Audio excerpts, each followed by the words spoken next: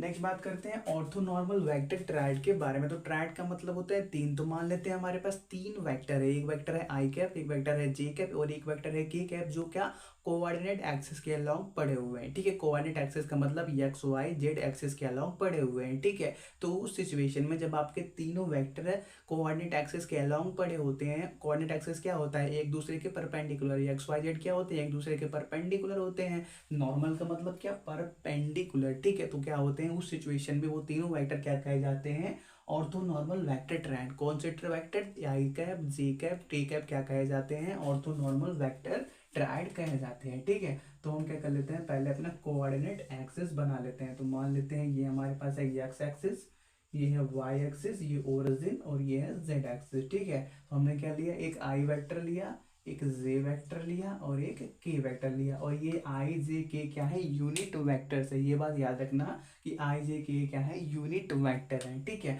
तो देखो ये एक्स एक्सिस के अलोंग जो यूनिट वेक्टर है उसको बोल दिया हमने आई कैप से। ठीक है, और जो वाई एक्सिस के अलोंग जो यूनिट वेक्टर है उसको बोल दिया जे कैप, और जो जेड एक्सिस के अलोंग जो यूनिट वेक्टर है उसको बोल दिया के कैप। ठीक है, तो इस सिचुएशन में जब आई जे के क्या होते हैं, कोऑर्डिनेट एक्सिस के ऊपर रख दिए जाते हैं, तो ये क्या कहे जाते हैं, ऑर्थोनॉर्मल वेक्टर ट्रायड। ऑर्थोनॉर्मल का मतलब एक दूसरे से परपेंडिकुलरली रखे गए तीन वेक्टर। ठीक है, तो इस सिचुएशन में हम क्या देखते हैं, कुछ इसके बीच में इंपॉर्टेंट प्रॉपर्टी है उनको देख लेते हैं कि अगर हम क्या करें, एक आई कैप वेक्टर का उसी के साथ क्या करें, डॉट प्रोडक्ट करें, तो हमको क्या मिलता है। कहने का मतलब ये जो आई वेक्टर है या तो डायरेक्शन में, इसी के डायरेक्शन में एक और हम आई वेक्टर बनाते हैं जो क्या इसी के बराबर है, वो भी क्या आई वेक्टर ही है। और हम क्या करें, इस आई का इसके साथ क्या करें, डॉट करें, तो हमको क्या मिलेगा। ठीक है, तो देखो दोनों क्या है, सेम डायरेक्शन में है, मतलब दोनों एक ही डायरेक्शन में है, तो उनके बीच में एंगल कितना होगा, 0 डिग्री। एक ही लाइन के ऊपर है तो उनके बीच में एंगल कितना है, 0 डिग्री। एक हमारे पास ऐसे है और दूसरा भी क्या है इसी के ऊपर है, तो वो भी क्या, इन दोनों के बीच में एंगल कितना है, 0 डिग्री। कहने का मतलब आई डॉट आई किसके बराबर होगा, mod of I cos zero के बराबर होगा। कॉस जीरो का मतलब सिंपली 1 के बराबर हो गया। और हमने क्या बोला कि आई जे के क्या है, यूनिट वेक्टर है। तो यूनिट वेक्टर है, यूनिट वेक्टर का मैग्नीट्यूड कितना होता है, 1 के बराबर। तो ये कितना मिल गया, ये भी 1 मिल गया, ये भी 1 मिल गया। कॉस जीरो का मतलब 1 ही मिलने वाला है, तो मतलब आई डॉट आई कितना मिल गया, 1 के बराबर हो गया। जब हमने क्या किया, एक यूनिट वेक्टर का उसी के साथ डॉट प्रोडक्ट किया तो हमको क्या मिला, 1 मिला। अगर हम क्या करें, जे डॉट जे करें, मतलब क्या, ये जो जे यूनिट वेक्टर है उसी के अलावा एक और यूनिट वेक्टर बना ले और उसके दोनों का क्या करें, हम डॉट प्रोडक्ट करें, तब हमको क्या मिलेगा, mod of J into mod of J cos zero. यहाँ पे भी एंगल कितना होगा, 0 होगा। यूनिट वेक्टर है तो उनका मैग्नीट्यूड कितना होने वाला है, 1 होने वाला है। तो 1 इंटू 1 मतलब यहाँ से भी क्या मिला, 1 मिला। ऐसे क्या करोगे आप, के यूनिट वेक्टर का उसी के साथ क्या करोगे, डॉट प्रोडक्ट करोगे, तो वहां पे भी क्या मिलेगा, 1 मिलेगा। ठीक है, तो इंपॉर्टेंट बात हमको क्या पता चलेगी, अगर हम किसी भी यूनिट वेक्टर का उसी में मल्टीप्लाई करते हैं तो वो कितना मिलता है, 1 के बराबर। आई का आई में करें, जे का जे में करें या के का के में करें, हमको क्या मिलने वाला है, 1 ही एज अ रिजल्ट मिलने वाला है। ठीक है, इसको नोट करो। फिर क्या कर लेते हैं, दो दो अलग अलग वेक्टर्स के बारे में बात करते हैं। ठीक है, तो अगर हमारे पास एक है आई वेक्टर, उसका हम डॉट प्रोडक्ट करते हैं जे वेक्टर के साथ, तो देखो तब क्या मिलता है, आई डॉट जे करते हैं तो क्या मिलेगा, mod of I mod of J, और क्या मिलेगा, आई और जे। आई क्या है, ये एक्स एक्सिस के अलोंग, जे क्या है, वाई एक्सिस के अलोंग। ये एक्स वाई एक्सिस के बीच में एंगल 90 है, तो आई कैप जे कैप के बीच में एंगल कितना होगा, 90। तो यहाँ पे क्या मिल गया, कॉस 90 मिल गया। यूनिट वेक्टर है तो इसका मैग्नीट्यूड कितना होगा, 1, इसका भी मैग्नीट्यूड 1 होगा, लेकिन कॉस 90 मतलब क्या, 0, मतलब ओवरऑल क्या हो जाएगा, ये 0 हो जाएगा। ठीक है, ऐसे ही क्या कर लें हम, अगर जे डॉट के कर लें, कोई भी दो ले लो, जे डॉट के करोगे तो क्या मिलेगा, मॉड जे मॉड के, फिर क्या मिलेगा, cos 90, क्योंकि z कहाँ पर है, y एक्सिस के अलोंग, k कहाँ पर है, z एक्सिस के अलोंग, इनके बीच में भी एंगल 90 है। ठीक है, तो ये भी क्या मिल गया, 0 मिल गया। ऐसे क्या कर लोगे आप, k डॉट आई करोगे तो ये भी क्या मिल जाएगा, 0 हो जाएगा। ठीक है, कहने का मतलब अगर हम कोई भी एक यूनिट वेक्टर लें और किसी एक दूसरे यूनिट वेक्टर, कौन सा दूसरा जो क्या हो, कोऑर्डिनेट एक्सिस पे कहीं पे पड़ा हो, उसके साथ क्या करें, डॉट प्रोडक्ट ले, तो वो क्या होते हैं, हमेशा 0 आते हैं। आई का जे से लो या आई का के से लो, या क्या करो, जे का के से लो, डॉट प्रोडक्ट सभी क्या आते हैं, 0 के बराबर ही आते हैं। ठीक है, इनको नोट करो। बात करते हैं जो हमने अभी पढ़ा है, डॉट प्रोडक्ट किसी भी दो वेक्टर का, उसको हम कई तरीके से डिनोट कर सकते हैं और कई तरह से लिख के सॉल्व कर सकते हैं कुछ और मेथड के बारे में। ठीक है, पहले इसको नोट करो। तो कंटिन्यू करते हैं। तो मान लेते हैं हमारे पास इस बार जो ए वेक्टर है वो क्या कंपोनेंट के फॉर्म में दिया है। करने का मतलब कुछ A1 आई कैप प्लस A2 जे कैप प्लस A3 के कैप के बराबर दिया हुआ है। और जो बी वेक्टर है वो क्या B1 आई कैप प्लस B2 जे कैप प्लस B3 के कैप के बराबर दिया हुआ है। तो इस सिचुएशन में जो आपका ए डॉट बी होता है वो किसके बराबर होता है, simply A1 B1 plus A2 B2 plus A3 B3 के बराबर होता है। ये कैसे हुआ इसको भी देख लेते हैं, ठीक है।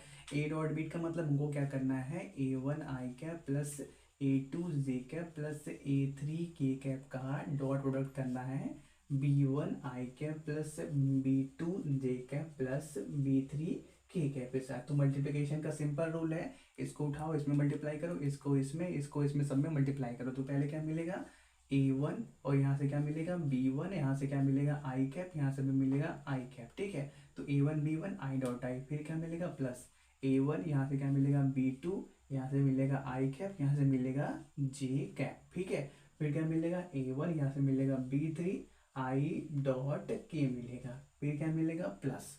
अब बात करते हैं A2 जे कैप मिलेगा, फिर क्या मिलेगा B1 आई कैप मिलेगा।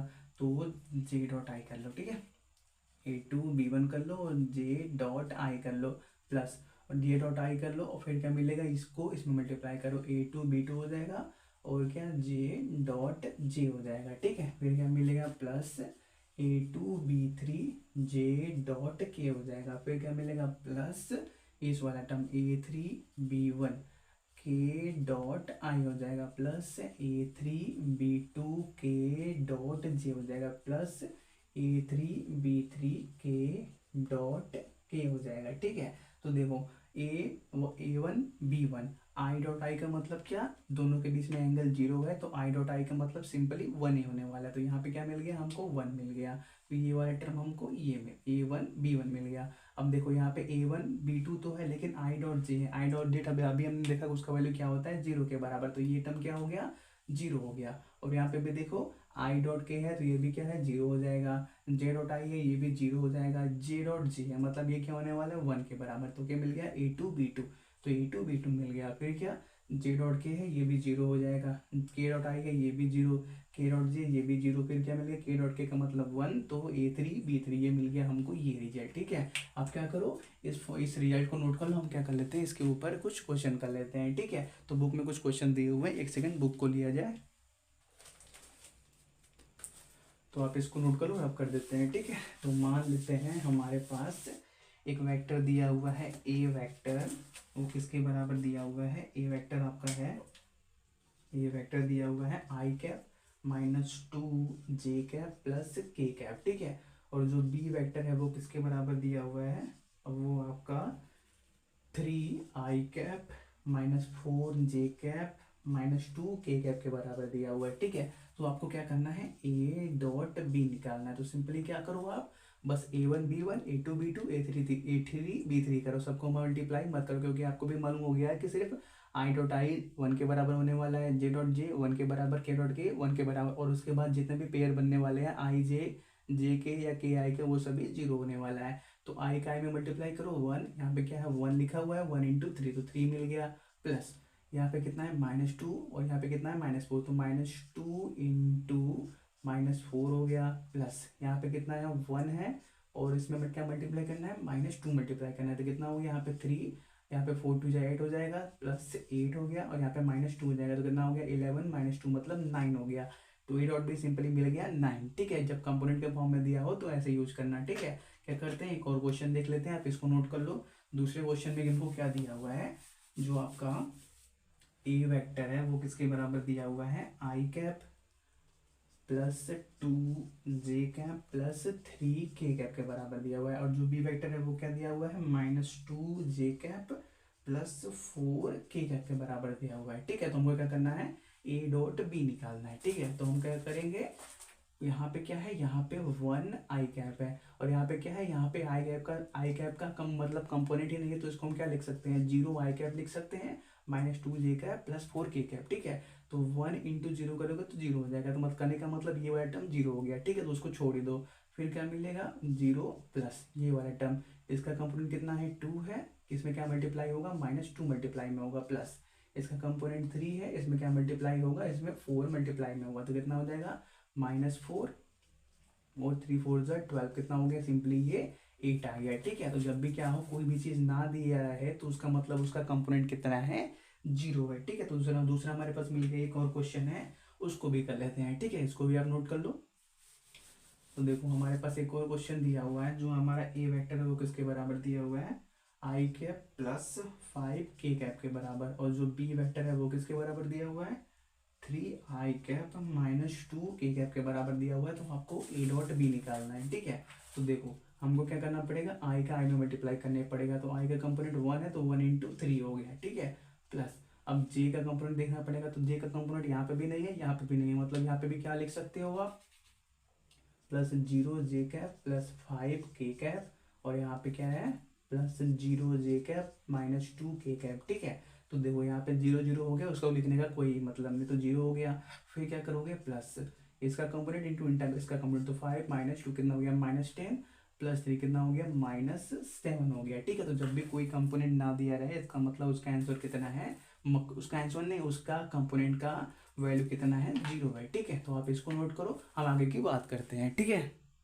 तो क्या करते हैं हम इसी के अंदर एक स्पेशल केस देख लेते हैं। ठीक है, जब हमारे पास दोनों वेक्टर ए और बी परपेंडिकुलर हो जाते हैं तो उस सिचुएशन में क्या होता है, तो ए वेक्टर हमने इसके बराबर लिखा हुआ है और बी वेक्टर भी इसी के बराबर लिखा हुआ है। ठीक है, तो अगर क्या होता है ए वेक्टर बी वेक्टर के परपेंडिकुलर, मतलब क्या इनके बीच जो थीटा है वो कितना हो जाए 90 डिग्री, तो जो ए डॉट बी होने वाला है तो वो कितना होने वाला है 0 होने वाला है। ए डॉट बी का मतलब क्या, mod A mod B cos 90 का मतलब 0, तो ये कितना हो गया 0 हो गया। तो उस सिचुएशन में जब भी दो वेक्टर दिए हो अपने कंपोनेंट के फॉर्म में, तो उस सिचुएशन में क्या होता है आपका ए डॉट बी 0 के बराबर होता है। तो इसको बना दो कोई इक्वेशन नंबर 2 और इसको बना दो कोई इक्वेशन नंबर 1। तो यहाँ से आप क्या बोल सकते हो, जब भी दो वेक्टर परपेंडिकुलर हो तो आप क्या चेक करो, a1 b1 plus a2 b2 plus a3 b3 का वैल्यू किसके बराबर है 0 के बराबर है कि नहीं, जब भी दोनों वेक्टर कंपोनेंट के फॉर्म में दिया हो। ठीक है, कंपोनेंट के फॉर्म में दिया होगा तो आप क्या करोगे,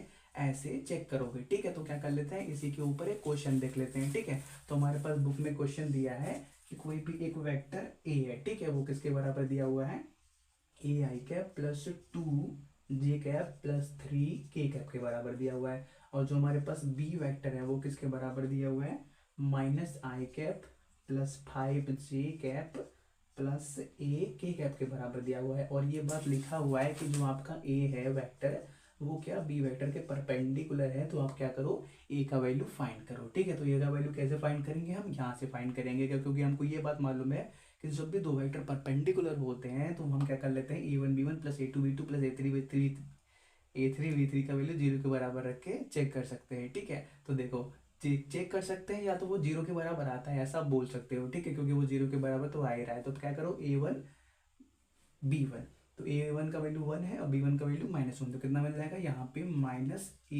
मिल जाएगा। ठीक है, प्लस अब क्या करोगे 2 × 5 करोगे a2 b2, तो कितना मिल जाएगा 10 मिल जाएगा। फिर यहाँ से क्या करोगे 3 × a हो जाएगा प्लस 3a = 0, तो यहाँ से क्या मिल गया 2a प्लस 10 = 0 मिल गया। तो यहाँ से क्या हो गया 2a = -10, मतलब a का वैल्यू -5 मिल गया। तो a का वैल्यू -5 के लिए ये वेक्टर और ये वेक्टर क्या होने वाले हैं परपेंडिकुलर होने वाले हैं। ठीक है, तो ये बात आप नोट करो। अब बात कर लेते हैं हम किसी भी दो वेक्टर के बीच में एंगल निकालने के लिए। जैसे देखो हम भी जो भी दो वेक्टर दिए रहता है, एक वेक्टर ए और एक वेक्टर बी दिया रहता है, तो हमने क्या बोला कि जो ए डॉट बी होता है मतलब इनका डॉट प्रोडक्ट वो किसके बराबर होता है mod A mod B cos theta के बराबर होता है। तो हमने क्या बोला इसको डॉट प्रोडक्ट के बारे में बोला कि जब भी दो वेक्टर दिए रहे तो उनका डॉट प्रोडक्ट किसके बराबर इसके बराबर होता है। तो अगर हमको दो वेक्टर दिया रहे और उनके बीच का एंगल निकालना है तो अब क्या करेंगे। ठीक है, तो एंगल निकालना है मतलब उनके बीच का ये निकालना है। ठीक है, कहने का मतलब अगर हम क्या करें cos थीटा को उधर ही रखे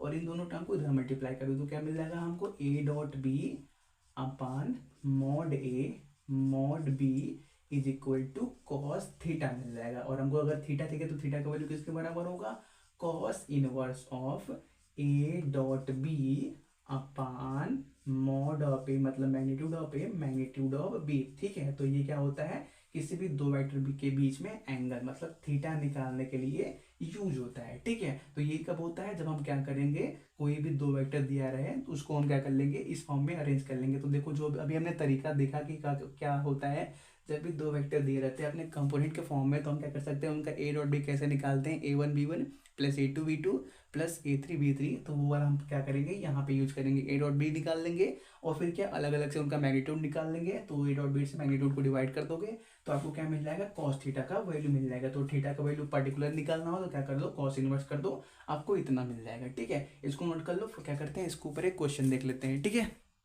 तो देखो हमको एक ए वेक्टर दिया हुआ है जो इस तरह से दिया हुआ है, आई कैप प्लस जे कैप माइनस प्लस के कैप दिया हुआ है, और एक बी वेक्टर दिया हुआ है वो क्या, आई कैप माइनस जे कैप प्लस के कैप के बराबर दिया हुआ है, आई कैप माइनस जे प्लस के कैप। ठीक है, तो हमको क्या करना है, ए और बी वेक्टर के बीच में क्या करना है, एंगल निकालना है, मतलब थीटा का वैल्यू निकालना है। ठीक है, तो देखो ये कंपोनेंट के फॉर्म में दिया हुआ है, तो हम क्या करेंगे, इसका यूज करेंगे, theta equal to cos inverse A dot B upon mod A mod B. तो पहले क्या कर लेते हैं, ए डॉट बी निकाल लेते हैं। ठीक है, तो कंपोनेंट के फॉर्म में दिया हुआ है, तो हम क्या कर लेंगे, इसके लिए क्या यूज करेंगे, A1 B1 plus A2 B2 plus A3 B3 use करेंगे। ठीक है, तो यहाँ पे क्या मिलने वाला है, 1 × 1। तो पहले क्या मिलेगा हमको, चलो यहाँ पे लिख लेते हैं, 1 × 1 प्लस 1 × -1, तो कितना हो जाएगा, यहाँ पे -1 हो जाएगा। ठीक है, और फिर क्या करोगे, 1 × 1 मतलब 1 हो जाएगा। तो यहाँ पे कितना मिल जाएगा, ए डॉट बी का मतलब 1 मिल जाएगा। ठीक है, तो इसका वैल्यू कितना मिल गया, 1 के बराबर। अब क्या कर लेते हैं, और बी का मैग्नीट्यूड निकाल लेते हैं। तो मैग्नीट्यूड ऑफ ए कैसे निकलता है,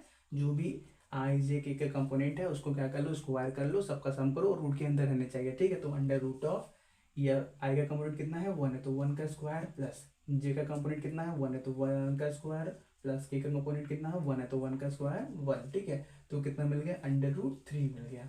ऐसे क्या करोगे, बी का मैग्नीट्यूड निकालोगे तो वो कितना मिलेगा, अंडर रूट आई का कंपोनेंट कितना है, 1 है, तो उसका स्क्वायर 1 प्लस जे का कंपोनेंट कितना है, -1, तो -1 का स्क्वायर भी 1 ही होने वाला है, और के का कंपोनेंट भी 1 ही होने वाला है, तो 1 का स्क्वायर भी 1 हो गया। ठीक है, तो यहाँ पे भी कितना मिला, अंडर रूट 3 मिला। ठीक है, तो हमको क्या मिल जाएगा, theta equal to cos inverse A dot B का value 1 upon under root 3 into under root 3। तो ये सिंपली क्या हो जाएगा, 1/3 हो जाएगा। तो कॉस इनवर्स 1/3 पे आपको जो एंगल मिलेगा वो कितना मिलता है, थीटा का वैल्यू 70.52 डिग्री मिलता है। ठीक है, तो बुक में ये रिजल्ट दिया हुआ है। ठीक है, आपको बस मेथड पता होना चाहिए कि करना क्या है, ऐसे करना है। ठीक है, ये जो वैल्यू है कॉस इनवर्स 1/3 का, ये तो आपको फाइनल बुक में दिया ही रहेगा, आपका क्वेश्चन भी आता है पेपर में, तो आपको रिजल्ट दिया रहेगा, क्योंकि आपको भी मालूम है कॉस इनवर्स 1/3 को याद तो नहीं कर सकते। ठीक है, तो हम क्या करेंगे, जो भी दिया रहेगा उसको यूज कर लेंगे। ठीक है, इसको नोट कर लो।